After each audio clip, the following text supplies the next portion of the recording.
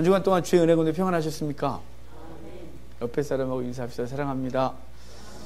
축복합니다. 한 주간 동안 주의 백성을 사느라고 수고가 많으셨습니다. 제목이 있습니다. 같이 읽겠습니다. 시작. 우리 중에 거하는 주님. 아멘. 오늘 우리는 출애굽기 25장부터 31장까지 볼 겁니다. 갑자기 막 뭐야 이럴 것 같은데요. 오늘 성막에 대한 얘기를 다 볼 거예요. 성막에 대한 얘기를 볼 건데요. 사실은 오늘 설교가 한 3주 전부터 부담스러웠던 설교예요. 왜냐면 우리가 3주 전에 24장까지 했고요. 그리고 2주 동안 종료주일하고 부활주일을 지나면서 우리가 흐름을 좀 놓쳤었어요. 근데 왜 부담스러웠냐면 양이 너무 많아요. 그렇다고 어디서 끊을 수도 없고 우리가 계획했던 방식이 몇 년 안에 성경을 오전 예배 때 다 보리라 이런 거였는데 갑자기 번제단은 뭐 물두멍을 뭐 이렇게 하면서 한 10여 주를 보낼 수가 없잖아요. 그래서 거의 많이 했는데요. 그래서 제가 예전에 했던 설교를 봤어요. 한 10여 년 전에 제가 이 성막론에 대해서 설교를 했던 게 있어요. 이렇게 보니까 그걸 제가 한번 다 합쳐봤거든요. A4지 빡빡하게 10장 정도 나오는 거죠. 그래서 2번을 반복해 읽었어요. 내가 그때 무슨 소리를 했나 그랬더니 그때 설교를 참 잘했더라고요.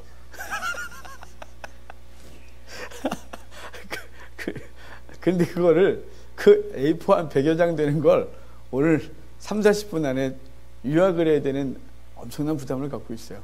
그런데 우리가 그거를 이렇게 하나씩 쪼개보면 내용을 많이 할 수 있겠지만 성막이 갖고 있는 중요한 의미들을 오늘 볼 거예요. 성막이 우리 속에 얼마나 강력한 의미로 예수 그리스도로 다가오셨는지를 그 큰 틀을 좀 보면서 오늘 주님과 만났으면 좋겠습니다. 우리 설교를 듣는 이유는 이 땅에서 위로받고 격려받고 여러분 그거는 세상의 그 강연이 훨씬 더 감동적일 수 있습니다. 우리는 말씀을 통해서 주님과 만나는 게 가장 중요한 것이에요. 오늘 성막에 대한 이야기를 하면서 예수님이 어떤 분인지를 다시 또 보았으면 좋겠습니다. 우리가 읽은 걸 보면요. 거기 8절을 보면 이래요. 여러분 다시 8절을 좀 보실래요?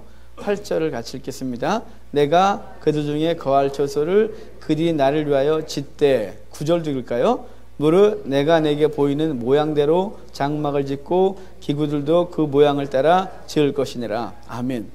내가 그들 중에 거할 처소를 나를 위하여 짓되. 그러니까 지금 주님께서 성막을 지으라고 하신 이유는 주님께서 이스라엘 백성 안에 거하시려는 게 목적이에요. 그 이스라엘 안에 거하셔서 함께 거하겠다는 거죠. 함께. 그리고 이제 만드는 방법은 내가 너에게 보여줄 모양대로, 보이는 모양대로 그대로 만들어라. 다르게 만들지 마.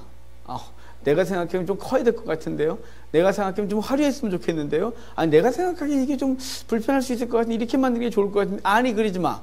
내가 시키는 대로 만들어 라고 했어요. 그렇게 만들라고 하는 이유는 뭐냐면 그 하나하나가 다 예수 그리스도를 그대로 보여주고 있기 때문에 그것을 변형하면 안 됐어요. 그대로 만들어 라고 말하는 것이에요. 이제 그대로 만들어서 보여주고 싶은 예수 그리스도가 어떤 분인지를 오늘 본문을 통해서 보게 될 거예요. 여러분 인간은 하나님 앞에 나아가는 길이 닫혔어요. 창조 때 보면 창조 기사를 보면 아담과 하와가 범죄하고 나서 범죄하고 쫓겨나요. 에덴에서 쫓겨나고 이제 다시는 하나님 앞에 나아갈 수 있는 길을 찾지 못해요. 그래서 화형 건물을 지키게 했거든요. 화형 건물도 지키게 하고 누구도 하나님께 나아갈 수 없는. 그래서 모든 민족과 열방 가운데 종교가 있지만 제대로 하나님을 찾을 수 없어요. 그래서 어떻게 된다고요? 길을 누군가가 열어줘야 돼요. 그 열어주는 걸 계시한다 그래요. 하나님께서 우리에게 열어서 보여주시고 이리 들어와 라고 하는 거거든요. 그래서 이제 끊어졌던 하나님과의 교제를 회복할 수 있는 길이 열린 거예요. 원래 닫혀 있었어요. 하나님이 닫아버렸어요. 니들 같은 건데 여기 들어오면 안 돼. 그래서 확 내쫓고 확 지켰단 말이에요. 들어오면 죽어. 화형검을 두어 지켰다는 건 들어오다가 죽을 수 있다는 거예요. 아무도 못 찾았어요. 그래서 그럼에도 불구하고 하나님이 우리를 사랑하셨고 그 사랑하시는 당신의 백성들과 교통을 하기 위하여 이걸 얘네 입장에서 아무것도 할 수 없으니까 당신이 길을 활짝 열어주셨어요. 확 열어주셔서 이제 그 안에 들어가서 하나님과 영적 교통을 다시 누릴 수 있게 된 존재가 된 거예요. 여러분, 하나님과 지난 한 주간 동안 교통 좀 하셨죠? 안 하셨어요? 표정들이 아무 생각 없는 분위기예요. 주님과 영적 교통을 좀 나누셔야 돼요. 아침에 눈을 뜨고 주님 편히 주무셨어요? 그렇게 하고, 또 이 땅을 살면서 매 순간마다 주님과 이렇게 교통하며 살아가고, 잠자리에 들기 전에 주님과 교통하고, 잠자리 속에서도 주님과 교통하고, 이게 우리가 이 지금 천국을 누리고 있는 사람들의 삶이란 말이에요. 주님께서 열어주셨어요. 그 열어주신 거에 대한 가장 강력한 예표가 뭐냐면 성막이에요. 여러분, 이 성막론이 25장부터 시작된다는 사실을 우리가 보고 있어요. 24장까지 무슨 예가 있었는지 기억하십니까? 3주 전이라서 까먹었죠. 3주 전에 24장까지 보면서 피언약 이거였어요.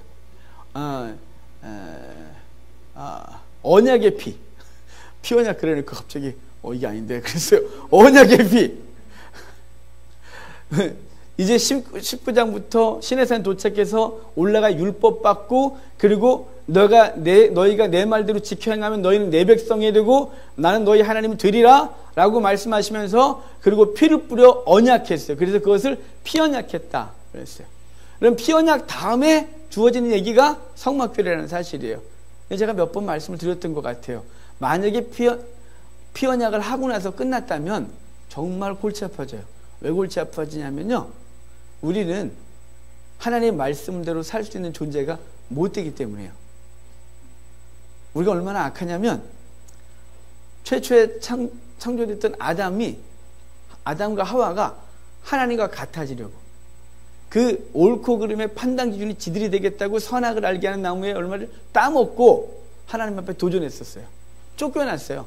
그리고 하나님이 그럼에도 불구하고 아벨, 그리고 그를 대신한 셋 다음에 에노스 이러면서 그 백성들과 교제하고 그 백성들을 다시 소망을 품고 양육하시다가, 우리가 아는 대로 하나님의 딸들과 하나님의 아들들과 사람의 딸들이 교류하고, 그 속에서 네피림이 나오면서 주님께서 도저히 소망이 없다, 그리고 그들을 물로 쓸어버렸어요. 물로 쓸어버린 이후에 이제 홍수 끝나고 나와서 단 쌓고 하나님과 언약할 때 주님께서 이렇게 말씀하세요. 내가 다시는 저들을 물로 심판하지 않겠다. 이유는 저들이 날 때부터 악함이니라. 여러분, 우리는 주님이 잘 알고 계세요. 우리가 얼마나 못된지, 날 때부터 악한 존재다 이걸 아셨는데, 그들에게 이렇게 지켜 살면 내 백성 되고 지켜 살지 못하면 내 백성 되지 못해, 심지어는 죽어, 이렇게 말했단 말이에요. 그러면 이제부터 심각한 거 뭐냐면, 그리고 도장을 찍었으니 이제 그 도장 찍은 우리는 위험해진 거죠. 왜냐하면 우리는 그렇게 지켜 행할 능력이 없기 때문이에요. 주님의 평가가 뭐예요? 날 때부터 악함이라. 여러분, 날 때부터 우리 악해요. 우리 얼마나 악합니까? 나는 안 악하다. 손 들어보실래요? 우리가 정말 악해요. 왜냐면요, 우리는 생각이 패역하고, 그리고 이기적이고, 욕심이 끝이 없고, 하나님까지도 우리의 탐욕을 채우는 도구로 삼으려고 하는 못된 본성을 갖고 있는 존재가 우리예요. 그럼 이제 우리들이 도장을 찍었기 때문에 이제 심각한데, 만약에 도장 찍고 24장의 성경이 끝났다, 여러분, 여기 존재할 사람이 아무도 없는 거예요. 율법주의자들이 제가 이렇게 말하면 자기의 죄 짓는 걸 핑계한다 이렇게 말할 수 있겠지만, 여러분, 저 일부러 죄 짓려고 노력한 적 없어요. 여러분 그렇게 하시나요? 여러분 안에 성령이 거하시는데 내가 죄를 짓겠다고 작정을 하고 죄를 짓는 분이 계세요? 아침에 눈을 뜨면 내가 안 하리라. 원수같은 사람을 만나면 내가 사랑할 거야. 내가 용서할 거야. 내가 내가 저 사람을 사랑해야지. 그래서 만나면 욱하는 걸 감당할 수 없는 우리의 못된 본성이 있고, 내가 탐욕을 부리지 않을래. 내가 탐욕을 절대로 안 부릴래. 그럼 나도 모르게 어떤 물건을 보고 그것을 내 속에 탐욕이 끌어오르고 그것을 어떻게 얻을까 생각해서 세상의 방법을 생각해내는 우리의 본성이 있다는 말이에요. 이것에서 자유할 수 있는 건 아무도 없어요. 그래서 우리는 하나님과 관계가 단절됐고 나아갈 수 없는데, 이제 25장에 주님께서 그런 우리들에게 은혜를 베푼 게 성막교회인 거예요.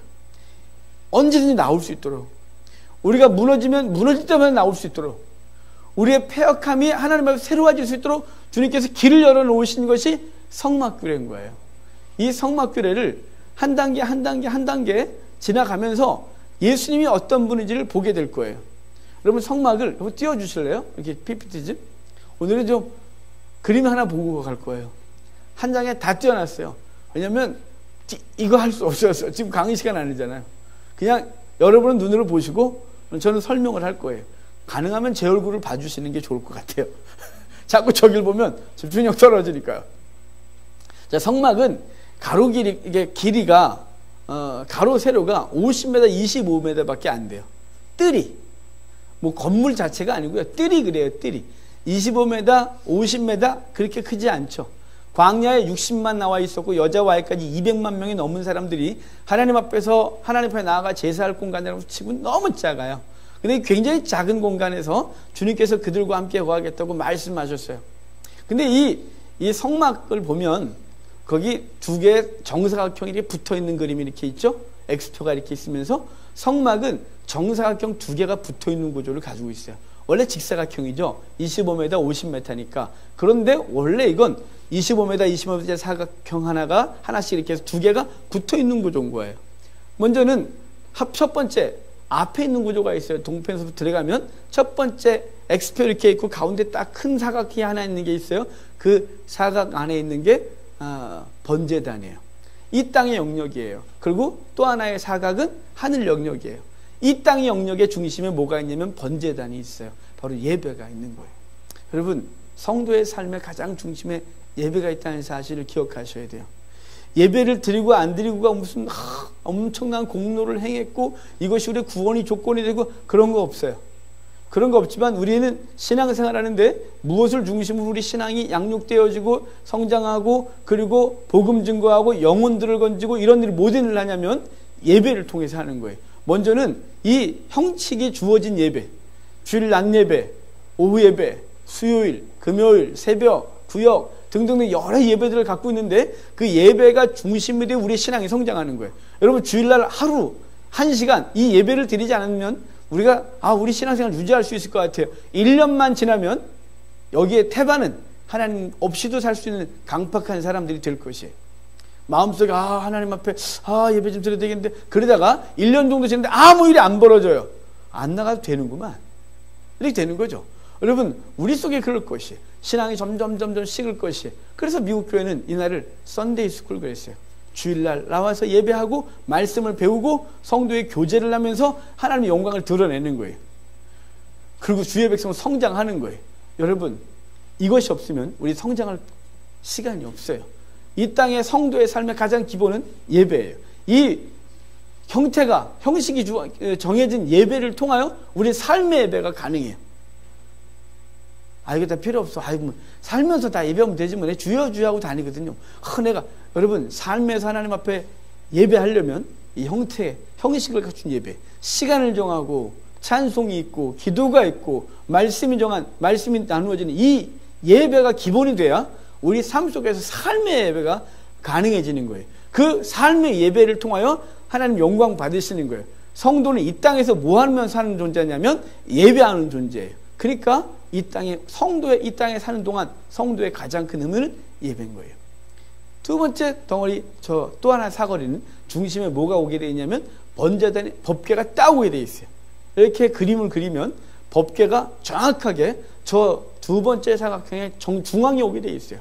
하늘 영역의 중심은 하나님의 보좌가 있는 거예요. 그래서 요한계시록에도 보면 그 24장로들과 그룹들이 거룩하다 거룩하다 거룩하다 찬송하는데 그 중심에 보좌가 있고 보좌 위에 하나님이 앉아 계신 형상을 보고 되는 거죠.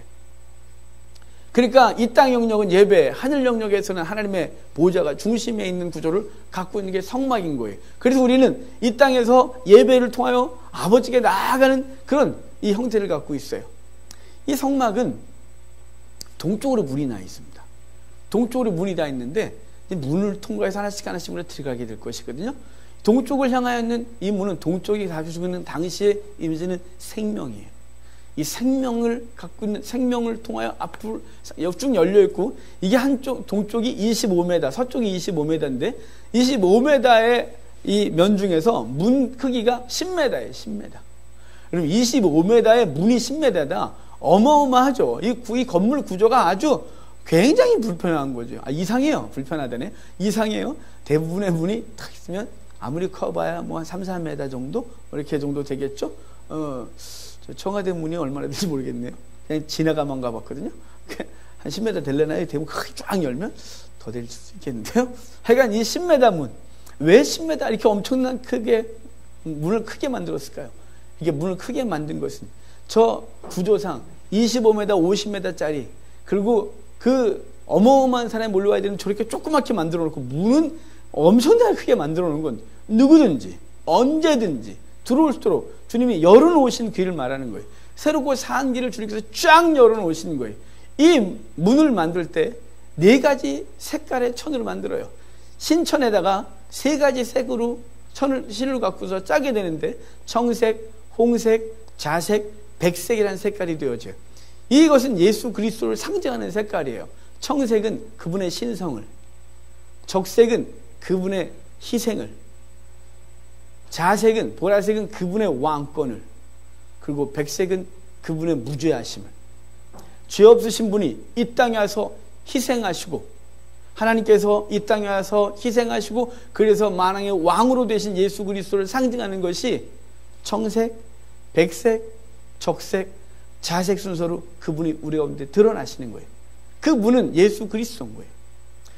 예수님께서 요한복음 10장에 이렇게 말씀하셨어요. 나는 양의 문이니 나를 통하여 들어가고 나오면 꿀을 얻고 생명을 얻게 될 거라고 말했어요.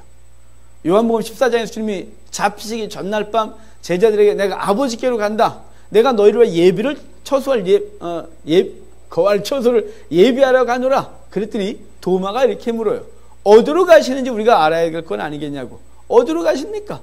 그랬더니 주님께서 말씀하시기를 내가 곧 길이요 진리요 생명이니 나로 말미암지 않고는 아버지께로 올 자가 없느니라. 이렇게 말씀하셔서 예수 그리스도가 이 문임을 말씀하신 거예요. 아버지께로 나아가는 유일한 문이에요. 유일한 문.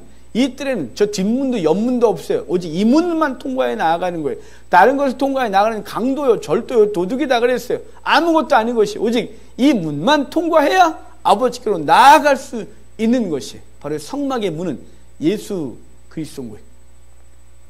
이 문을 통과해 들어가면 첫 번째 나오는 게 번제단인 거예요. 번제단인데 이 번제단에서 제물을 태워 드리게 되는 것이죠.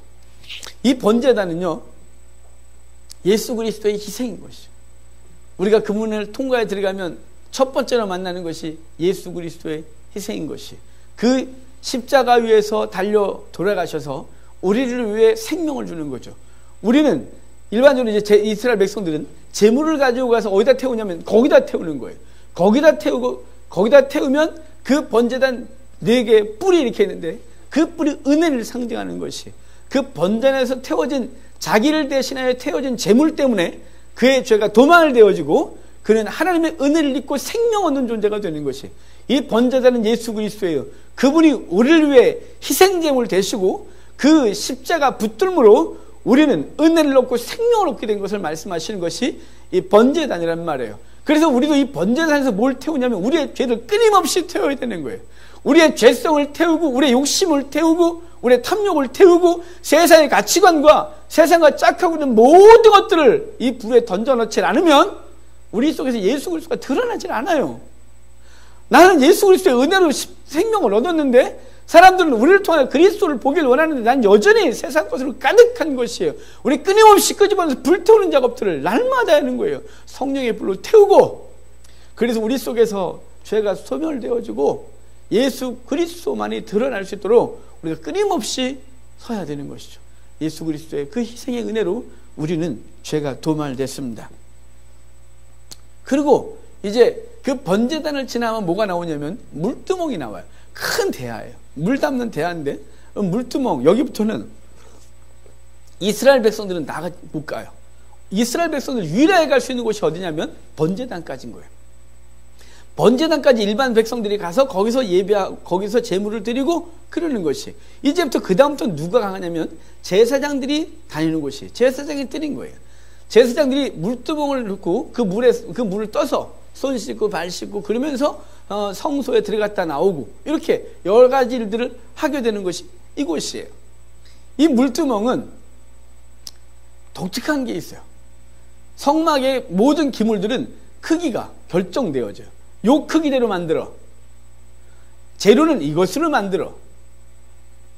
뭐 이런 식의 규정이 다 있는데 유일하게 규정이 없는 게 물두멍이에요. 단지 노수로 만들어라 라고 되어 있고 물두멍의 크기가 제한이 없다는 것이 마음껏 만들 수 있어요. 그래서 솔로몬이 만든 성전, 솔로몬 성전에 있던 물두멍은 너무 커서 놋바다 이렇게 말했어요. 물을 어마어마하게 받았거든요. 그 놋의 두께가 한 뼘 정도 되는 걸로 어마어마하게 만들어갖고 엄청나게 물을 채웠어요. 놋바다라고 했어요. 그건 크기에 규정을 두질 않았어요. 왜 그럴까요? 그것은 그 크기에 제한을 두지 않은 건 그것을 뭘 씻는 거예요? 부정을 씻고 죄악을 씻는 것이 그 물의 용도인 거예요. 이것의 크기가 제한이 없는 건 우리의 속죄가 제한이 없는 거예요. 무제한적 속죄를 갖고 있는 거예요. 여러분, 우리가 주 앞에 나와서 하루에 10번씩만 용서해 주리라고 하셨다면 우리 정말 얼마나 긴장될까요? 난 10번까지 죄 져본 적이 없는데요? 황 목사님 10번 이상 짓나 봐요? 10번 이상 져요. 우리 속에 생각이나 이런 것들이 하나님 앞에 얼마나 폐역한지 몰라요. 여러분, 자기가 살고 있는 삶이 지금 내가 살아가고 있는 게 하나님과 온전한지를 돌아보면 너무 안 그래. 부족한 게 너무 많은 게 탐욕을 부리고 이 속에서 미워하고 그리고 욱하고 바보 같은 게 막 이러고 앉아있고 온갖 죄들이 우리 속에 있다는 말이에요. 막 끊임없이 절제하고 절제해도 우리 속에. 그런데 그것이 10번인 20번 이게 아니고 베드로가 주님께 뭐라 그랬어요? 주여, 주님께서 용서에 대한 얘기를 가르치니까 주여 내가 7번까지 용서하면 되리까? 당시 랍비는 3번까지만 하라는데 베드로가 통 크게, 베드로 통 크잖아요? 통 크게 7번까지 할까? 그러니까 주님이 더 통 크게 7번만 아니라 7번씩 이름보도 해야지. 그래서 베드로가 아무 소리 안 해요. 주님께서 그렇게 말씀하신 것은 당신이 우리를 향하여 7번이 아니라 7번씩 70번까지라도 하시겠다는 거죠. 무한대로 하겠다는 거예요. 그게 물두멍이에요. 무한대로 넓힐 수 있는 거예요. 그분의 속죄에 제한이 없다 이 말이에요. 하나님께서 무슨 죄든지 그분께 나오면 용서하겠다고 말씀하신 것이 물두멍인 거예요. 근데 그 물두멍 앞에 나올 때 반드시 해야 될 게 있는데 물두멍을 뭐로 만들었냐면 여인의 녹고올로 만들었어요. 그럼 녹고올 당시 무지 비쌌어요. 지금부터 3,500년 전 사건이에요. 3,500년 전에 녹고올이 비쌌겠죠. 비록 녹고올이 지금처럼 선명하지 않고 찌글찌글 이렇게 보이겠지만 그래도 그 녹고올은 엄청 비싼 거였어요. 근데 녹고올을 여인들이 바쳤고 그 바친 여인들의 녹고올을 갖고 만든 게 물두멍이에요. 그래서 물두멍 앞에 나올 때마다 우리는 뭘 했냐면 자신을 비춰야 되는 거예요. 내가 어떤 존재인지 하나님의 은혜 가운데 그냥만 물을 뿌리는 것이 내가 얼마나 부족하며 얼마나 폐역하며 얼마나 죄가 많은 존재인지를 하나님 앞에 날마다 자신을 비추는 것이, 그리고 그 안에 하나님의 은혜의 물을 채워야 되는데 그것이 우리에게 성령으로 은혜로 끊임없이 채우지 않으면 우리 속에서 그 물두멍에서 우리 자신을 씻는 일들을 쉽게 계속하지 못하는 거예요. 여러분, 계속 채워져 있어야 돼요. 예수님께서 성찬식 하시다가, 지금 우리 성찬식이고 초요 만찬을 하시다가 갑자기 태아에다 물을 받아서 제자들의 발을 씻기셨어요. 근데 베드로가 뭐라 그랬어요? 난 하지 말라고. 나는 그럴 수 없는 거라고. 주님께서 내가 너를 닦아주지 않으면 너와는 상관이 없어. 그랬더니 베드로가 그 목욕도 시켜주시죠. 하여간 베드로는 좀 주님께서 당황스러울 것 같잖아요. 네가 해라. 그리고 목욕도 시켜주시죠. 그랬더니 주님께서 이미 목욕한 자는 발밖에 씻을 필요가 없느니라. 베드로는 목욕한 존재인 거죠. 우리로 말하면 예수 그리스도의 보혈의 은혜로 단회적인 은혜를 얻어서 이미 완전한 죄의 속죄함을 얻었어요. 그런데 이제 우리는 뭘 하냐면 끊임없이 삶 가운데 짓는 죄들에 대하여 손 씻고 발 씻는 일을 해야 되는 거죠. 그러니까 우리가 끊임없이 이제 물두멍 앞에 가야 되는 거예요. 번제단까지는 죄 있는 자가 갈 수 있었다면 이제 죄가 다 도말된 사람들은 이제부터 그 앞으로 나아갈 수 있는 거예요. 물두멍은 누구만 가는 거라고요? 제사장만 가는 거라고요. 하나님 앞에 거룩한 존재만 나아가는 거예요. 이제 물두멍부터 우리가 나아갈 수 있게 된 거예요. 그 전까지는 번제단까지밖에 못 나갔었어요. 이스라엘 백성들이. 그들이 일방 백성이었으니까 죄인이었거든요. 근데 번제단에서 예수 그리스도의 보혈의 공로로 이제 죄의 속함을 얻은 자들은 이제부터 앞으로 나아가는 거예요. 이제 물두멍에 나아가서 우리가 자주 짓는 거듭 짓는 죄들에 대하여 씻기 시작하는 거죠. 또 씻고 또 씻고 또 씻고. 그래서 하나님 앞에 우리 자신을 계속 끄집어내고 끊임없이 자신을 비춰보며 자신이 어떤 존재인지 알고 죄들을 내려놓는 작업들을 우리가 하고 있는 거예요. 이제 물두멍 지나 성소 안으로 들어가요. 성소 안으로 들어가면 3개 있어요. 딱 기물이 3개가 있는데 남쪽에는 촛대가, 북쪽에는 떡상이, 그리고 휘장을 지나 법궤 안에 들어가면 휘장 앞에 뭐가 있냐면 향단이 이렇게 있는 거예요. 자, 하나씩 좀 점검해 볼까요? 먼저는 촛대예요. 유일한 신빛이에요. 유일한 빛. 자, 성막 안에는 창문도 하나도 없어요. 거기 딱 들어가면 깜깜해져요. 왜냐면 사중으로 덮었기 때문에 그래요. 나무 기둥에다가 쫙 세우고 그 다음에 4번 덮었어요. 빛이 들어올 방법이 없는 곳이에요. 깜깜해요. 유일한 빛, 바로 촛대예요. 예수님께서 이렇게 말씀하셨어요. 가늠하다 붙잡힌 여인을 용서하시면서 난 세상의 빛이다.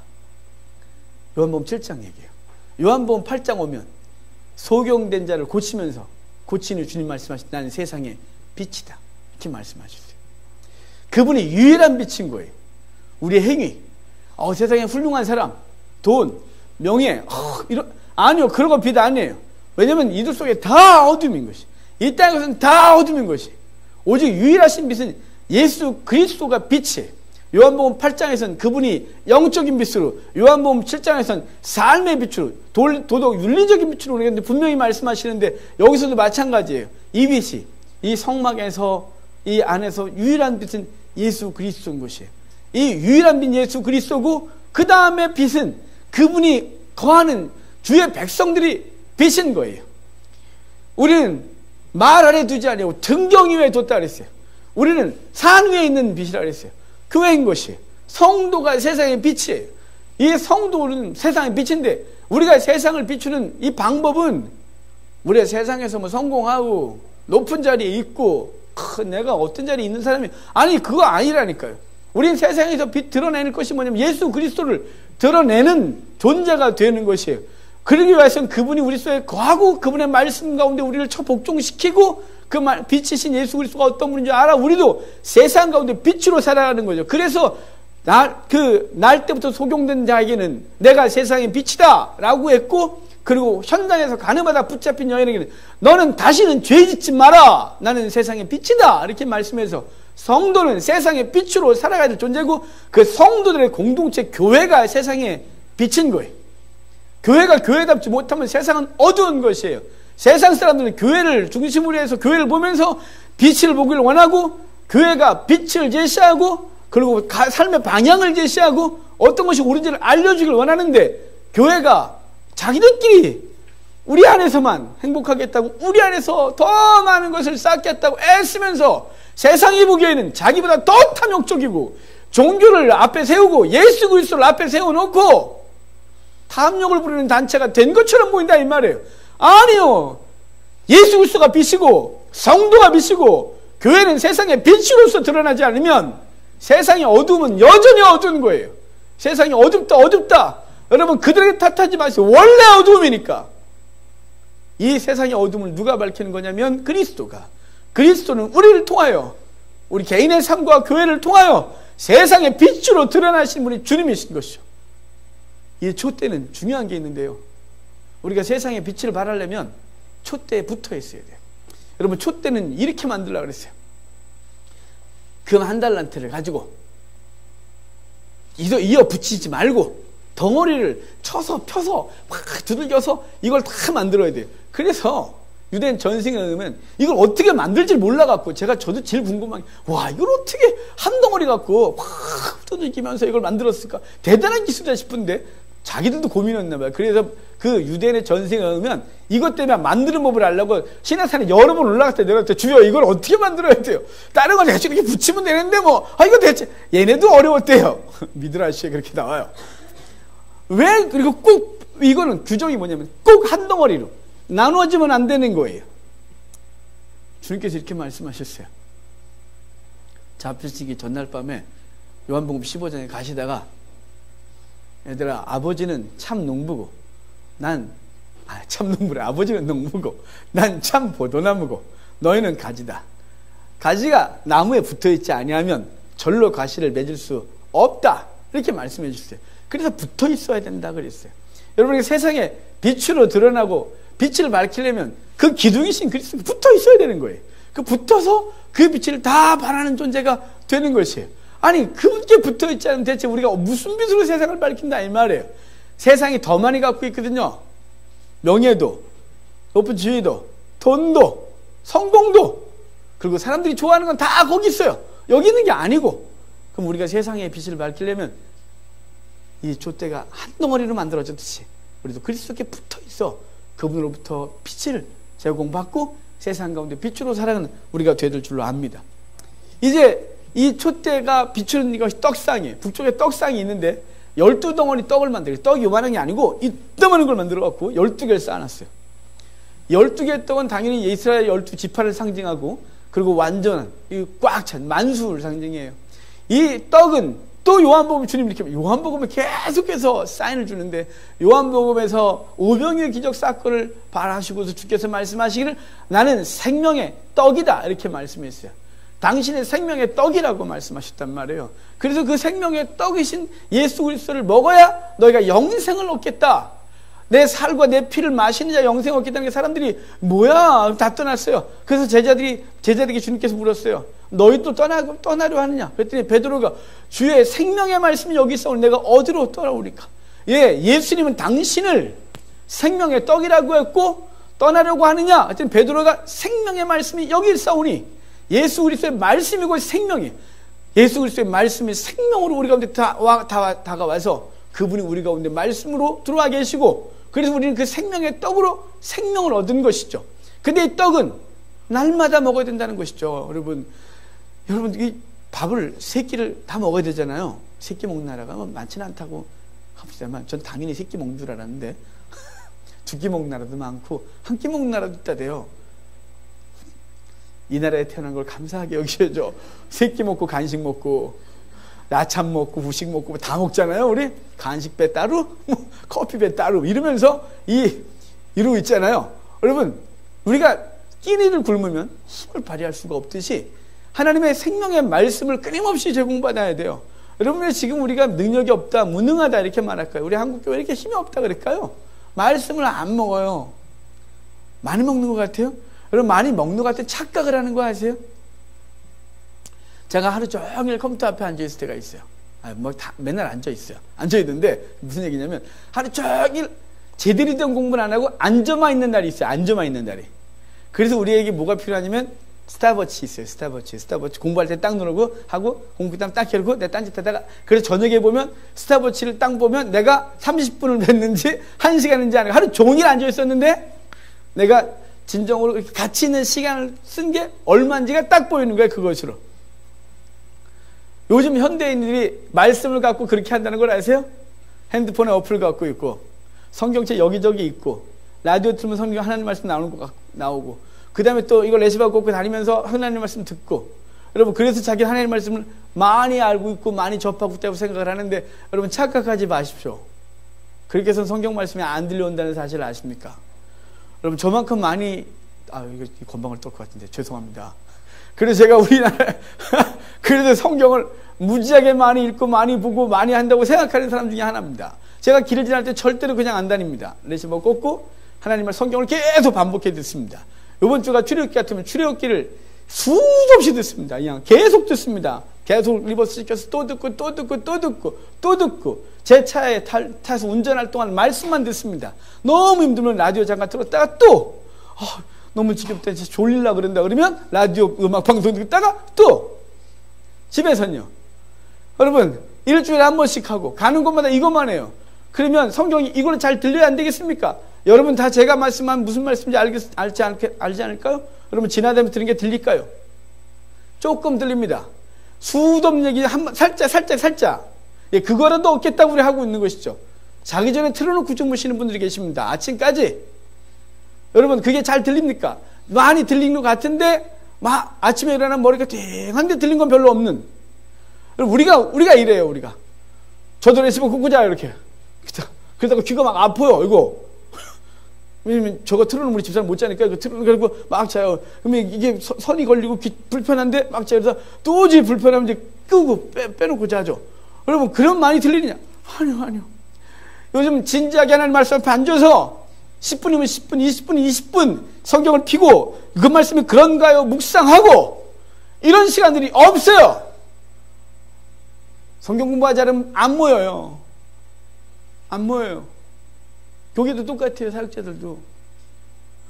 부흥, 전도, 성장 세미나 여기 모여요. 말씀, 제가 주변에 이 사역, 저하고 비슷한 사역을 하는 사람 다 만나면 안 모인대요. 제가 이렇게 얼마 전에 만났던 분이 있는데 그분은 국민일보에 신문을 정기적으로 광고를 계속 낸대요. 비싸거든요. 그래서 다 냈다 그러길래 이번에 몇 명 모였어요? 한 명이요. 내가 국민일보 낸 돈이 얼마인데 한 명 모아놨어요. 내가 속으로 나는 안 내는데 그거 알고 안 내는데 예전에 한번 냈다가 문의 전에 한 통화 온 거 보고 다시는 안 내네. 그랬어요.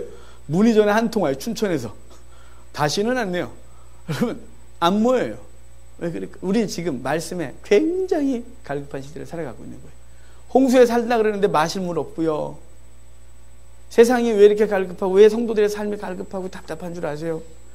삶이 어려워서요? 아니 삶이 어려운 정도는 어떻게 돼요? 어려운 거예요. 생활비 한 달에 얼마를 써야 어려운 건가요? 얼마밖에 없어야. 얼마 있어야 풍성한 건가요? 내 삶은 대체 얼마큼 돼야 내 삶은 안정된 건가요? 내 주변의 관계는 어떻게 돼야 나는 안정된 건가요? 여러분 기준이 없다는 걸 아시죠? 없어요. 왜 이렇게 힘드냐면 내 속에서 말씀이 없어요. 우리 속에 말씀이 없으니까 그분이 주시는 생명이 없으니까 갈급하고 세상 것 아무리 갖다 채워도 채워지지 않고 이거 우리 경험함에도 불구하고 그 말씀 생명의 양식을 잘 대하지 않는 답답함이 있어요. 여러분 이제 이후로 떡상을 앞에 두고 사십시오. 말씀을 앞에 두고 그냥 다니면서 내가 좀 들은 거 내가 좀 들었다 이것으로 족하지 말고 진지하게 앉아서 들으셔야 돼요. 제 강의를 녹음을 해서 듣는 분들이 되게 많으세요. 그분들이 그러세요. 목사님 제가 이걸 틀어놓고 이래요. 하루 종일 틀어놓고 이래요. 여러분 틀어놓고 일하는데 얼만큼 들렸어야 돼? 그러면 하면 새로 듣는 것 같아요. 새로운. 아니 그거 계속 들었다며요. 목사님 저 새로 듣는 것 같아요. 아니 그 녹음이 있었는데 일하면서 들어 집중을 못해서 그래요. 이렇게 아는 건 들렸는데 모르는 건 여전히 안 들려요. 계속 지나가는 거예요. 여러분 제발 그렇게 듣는다고 스스로 만족하고 위로받지 마십시오. 그거 거짓 위로예요. 거짓 위로.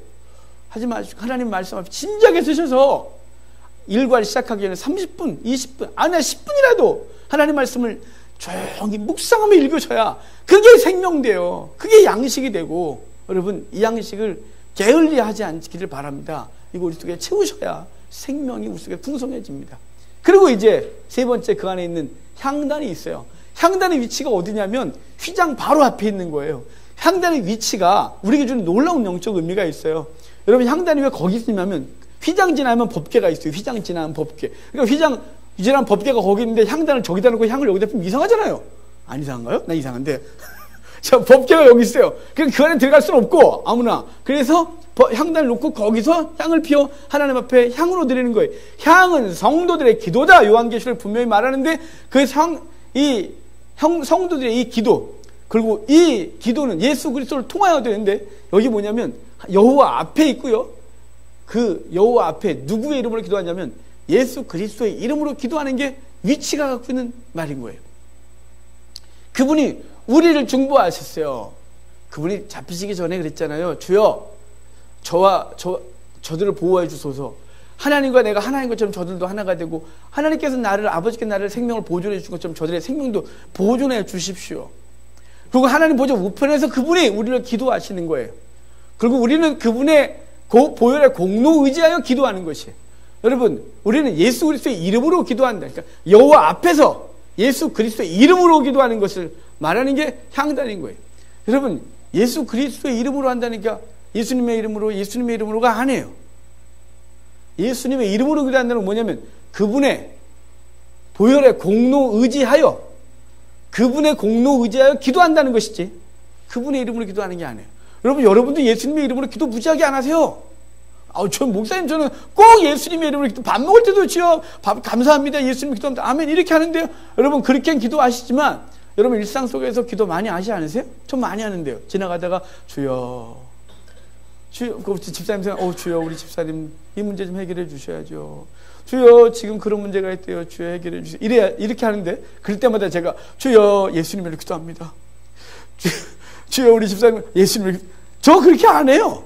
그럼 주님께서 제 기도를 안 들으시냐? 아니요 들으세요. 네가 어떻게 하냐? 알아요. 주님 제 기도 들으시는 걸. 여러분 이름으로가 그 이름이 아니라 예수님의 희생에 그분의 보혈의 공로 의지하여 그분께 나아가는 거예요. 우리는 나갈 자격이 없으니까요. 그래서 여호와 앞에서 예수 그리스도의 공로 의지하여 하나님 앞에 기도하는 것, 그것이 우리의 기도라 이 말이에요. 주님께서 기도하고 계시고 우리도 기도하는 것이에요. 여러분, 주님께서 그 기도를 가장 가까운 데서 받고 계시는 사실을 기억하시길 바라요. 그 다음에 나오는 게 휘장이에요. 휘장은 이미 아주 명확하게 주님 말씀하셨어요. 히브리서의 휘장, 곧 그의 육체. 예수님 십자가에 달리실 때 위로부터 쫙 갈라졌잖아요. 이 두꺼운 게, 벽 같은 게 쫙 씌어졌어요. 그래서 그분께 나아가요. 그래서 히브리서 뭐라 그래요? 너희는 이 믿음을 잃지 마라. 이 믿음이 너희로 큰 상을 얻게 한다. 예수님 의지해서 아버지께 나아가는 그 믿음, 그것이 너에게 큰 상, 구원의 상을 얻게 하느니라, 이렇게 말씀해 주고 있는 거예요. 휘장은 곧 그의 육체예요. 최종적으로 그분이 쭉 찢어서 아버지께 나아갈 수 있도록 하신 거예요. 여러분, 우리는 주 앞에 나가는데 어떻게 나간다고요? 그분의 몸을 통하여 나아가는 거예요. 우리의 공로, 우리의 행위가 아니라 그분의 은혜로 나아가서 법궤 앞에 서는 거예요. 법궤, 그냥 말 그대로 궤짝이에요. 율법을 둔 궤짝, 십계명 율법을 둔 궤짝이고 그 위에 황금으로 만든 시은자가 있어요. 속죄소, 천사 그룹들이 딱 있는 이 속죄소인데, 이 왜 속죄소냐면 우리의 죄를 속하는 장소다 이 말이에요. 그 그룹 사이에서 우리의 죄를 속한다, 이렇게 말하고 있어요. 여러분, 우리가 그분께 왜 거기까지 계속 나아가야 돼요? 왜 나가야 돼요? 아니, 그냥 살지 뭐 거기까지 굳이 문 통과해서 막 나가면서 그 어려운 시간 거쳐갖고 혹시나 덜덜 떨면서 거기까지 왜 나가냐 이 말이에요. 우리의 죄 때문에. 그래서 백성들의 죄를 속한 짐승의 피를 가지고 지성소로 들어가 법궤에 7번 뿌리고 나오는 것으로 민족의 죄를 다 사하시는 놀라운 은혜가 있는 거예요. 제사장의 죄를 사하는 짐승의 피를 가지고, 송아지의 피를 가지고 들어가서 7번 뿌려 제사장의 죄를 사하고 백성의 죄를 사하고, 여기서 하는 거예요. 여기서 속죄소에서, 법궤에서. 그 안에 율법이 있는데요, 율법을 딱 따지고 그 은혜가, 그 속죄소가 딱 드러나 있어요. 여러분, 만약에 율법, 그 십계명을 우리를 계속 비추면 우린 죽는 것이에요. 근데 십계명 속어놓고 그것을 위해서 위에가 뭐가 뚜껑으로 덮었냐면 그분의 속죄소가 딱 덮어서 그분의 속죄 은혜가 그 모든 것들을 덮은 것이에요. 덮었어요. 그래서 우리의 죄가 사함받았다는 사실을 분명히 말씀해 주고 있는 거예요. 자, 이 성막이 다 예수 그리스도인 거예요. 그리스도 문이신 예수 그리스도를 통과하여 십자가에 달려 돌아가신 예수 그리스도의 희생의 근거인 번제단을 통과해서 물두멍에서 우리의 거듭지는 죄를 씻어내고, 예수 그리스도의 빛이신 예수 그리스도를 보고 빛을 따르고, 생명 양식인 예수 그리스도의 말씀으로 우리의 생명을 끊임없이 유지하고 더 강화시키고, 하나님 여호와 앞에서 예수님의 이름으로 기도하며 시은자에다 그 속죄소에 피를 뿌려 우리의 모든 죄를 도말한 예수 그리스도의 상징, 강력한 상징이 이 성막이에요. 이스라엘 갔을 때 팀나 국립공원이라는 곳을 갔었어요. 팀나 국립공원 가면 아주 허름한 성막이 하나 있어요. 정말 완전 싸구리 천으로 만들어 놓은 게 하나 있어요. 그냥 이렇게 진짜 붉은 물들이 수양 가지고 해달해가지고 이런 거 말고요, 다 천으로 만든 거 있어요. 똑같은 크기로. 누가 만든 거냐면 유대인 크리스찬이 만든 거예요. 그가 원래는 유대인이었다가 예수 그리스도를 만나면서 그리스도를 만난 거예요. 그래서 성막, 그들이 유대인들이 갖고 있던 성막의 개념을 이게 아니었구나 라고 해서 국립공원에다 그걸 허름하게 만들어 놓고, 거기서 관광객들 오면 자기가 제사장 복장을 입고 여긴 예수님이세요, 여긴 이러면서, 그들이 유대인일 때 몰랐던 걸 예수 그리스도를 믿는 순간 이 성막은 100% 완벽한 그리스도를 상징한다는 사실을 분명히 알고 있는 거예요. 분명히. 여러분, 이 성막에 들어갈 때 몇 가지 절차가 있는데 그걸 좀 보고 끝날 거예요. 여러분, 들어갈 때 이래요. 이제 제가 죄를 졌어요.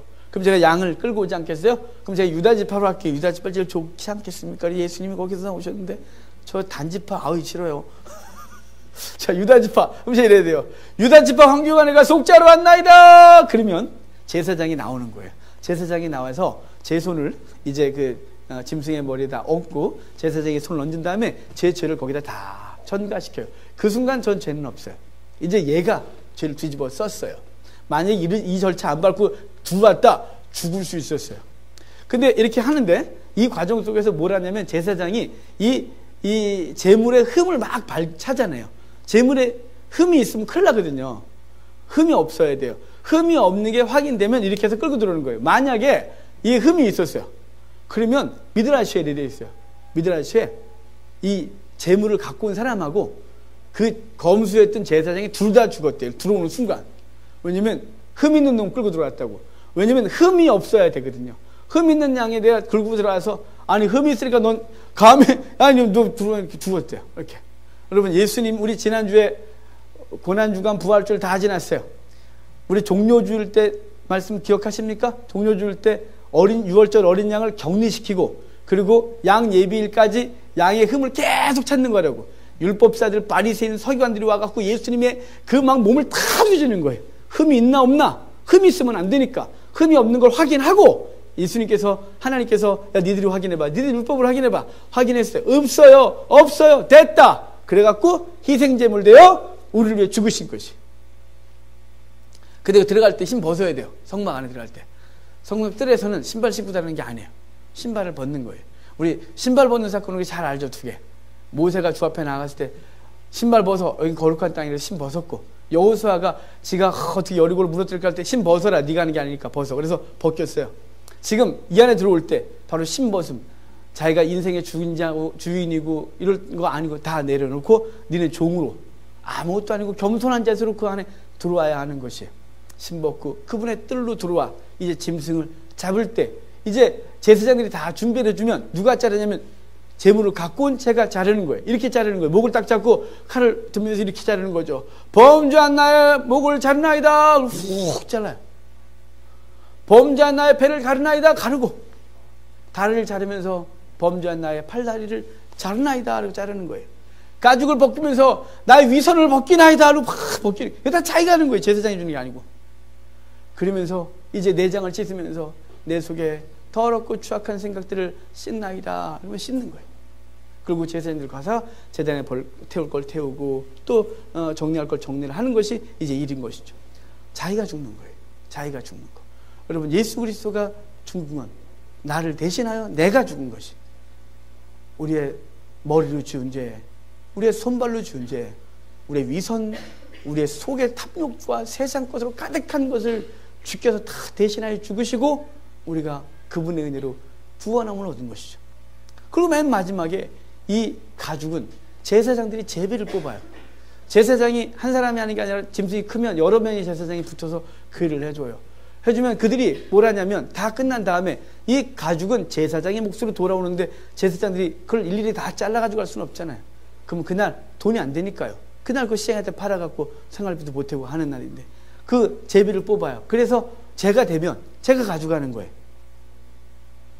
여러분 예수님이 돌아가실 때 십자가에서 속옷을 다 벗긴 상태에서 발가벗긴 상태로 올라가셨고 로마 군사 병사들이 그거 속옷을 호지 않은 거라서 이게 따로 따는 게 아니고 통으로 짠 옷이라서 이걸 자르는 순간 다 실이 풀리니까 야 그럼 제비 뽑아 갖자. 평소 같으면 이게 따로 따른 건 찢어가지고 갔는데 이게 통옷이니 할 수가 없어서 제비를 뽑아 군사들이 나누는데 바로 예수 그리스도가 우리를 대신하여 죽으시고 그분의 가죽까지도 그 제사장의 몫으로 돌아간 것을 말씀해 주고 있는 게 이 성막제도예요. 여러분 성막제도 우리가 봤듯이 규정대로 했어야 돼요. 예수 그리스도니까요. 그리고 내가 너희 안에 거하려고 만드는 거래요. 주님께서 우리 안에 거하시는 거예요. 우리가 그분 안에 들어갈 수 없었는데 그분이 친히 오셔서 우리 안에 거하시고 우리 안에 거하시면서 언제든지 나올 수 있도록 언제든지 만날 수 있도록 길을 열어놓으신 것이 성막이에요. 그 성막이 우리 가운데 있어요. 예수 그리스도예요. 그분이 우리 안에 거하셔서 하나님께 언제든지 나갈 수 있는 거죠. 성경에 이렇게 말했어요. 예수 그리스도 그 하나님은 우리와 함께 하시는 것에 대해서 너희 안에, 너희 앞에, 너희 위에, 너희 옆에 이렇게 말씀해서 우리와 늘 동행하고 있음을 말씀해 주셨어요. 이 주님 이번 주간도 기억하고 사시면서 그분의 은혜에 감격하고 그분께 기도하고 그분과 사랑의 교통을 마음껏 누리는 비록 우리의 영원한 안식인 저 땅에서는 완전한 그 흠도 없는 교제를 누리겠지만 이 땅에서라도 흠 많고 죄 많고 세상의 유혹 많은 이 땅에서 주님과 동행하며 그분께 주시는 천국을 누리는 귀한 은혜가 이 한 주간도 있기를 바랍니다.